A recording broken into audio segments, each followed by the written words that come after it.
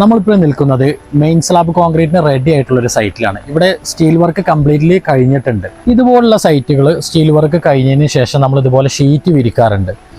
കോൺക്രീറ്റിന് മുമ്പായിട്ടുള്ള shuttering ഷീറ്റുകൾക്ക് ഇടയിലൂടെയൊക്കെ ചെറിയ ചെറിയ ഗ്യാപ്പുകൾ ഉണ്ടാവും. അതുപോലെ പടവൊക്കെ ചെയ്തതിൻ്റെ ചെറിയ ഗ്യാപ്പുകൾ, അതിലൂടെയൊക്കെ കോൺക്രീറ്റ് ചെയ്യുന്ന സമയത്ത് സിമെൻറ്റ് മോട്ടാർ വേസ്റ്റായി പോകാനുള്ള സാധ്യത ഉണ്ട്.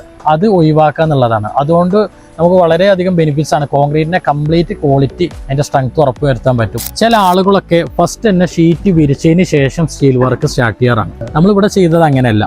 ഷീറ്റ് കംപ്ലീറ്റ്ലി വിരിച്ചതാണ്. സ്റ്റീൽ വർക്ക് കഴിഞ്ഞതിന് ശേഷം ഒരു സൈഡിൽ നിന്ന് നമ്മൾ ലിവർ കൊണ്ട് പൊക്കിയിട്ട് സ്റ്റീലിന്റെ താഴെ കൂടി കൊണ്ടുപോയിട്ട് സെറ്റ് ചെയ്ത.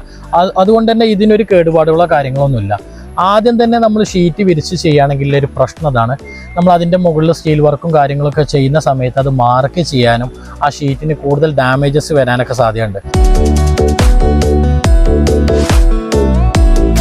കുറച്ച് ആളുകളുടെ സംശയമാണ് അതിനുശേഷം ഇത് എങ്ങനെയാണ് എടുക്കുക, ഏത് സ്റ്റേജിൽ എടുക്കണം, ഇത് എടുക്കാൻ കിട്ടുമോ എന്നുള്ളതൊക്കെയാണ്. ഇത് കംപ്ലീറ്റ്ലി ഇതിന്റെ ക്യൂറിംഗ് ടൈം കഴിഞ്ഞതിന് ശേഷം ഇത് ഡീഷട്ടറിങ് ചെയ്യും. ആ ഡീഷട്ടറിങ് ചെയ്യുന്ന സമയത്ത് ഇത് കംപ്ലീറ്റ്ലി നമ്മൾ പറിച്ചെടുക്കാറാണ്.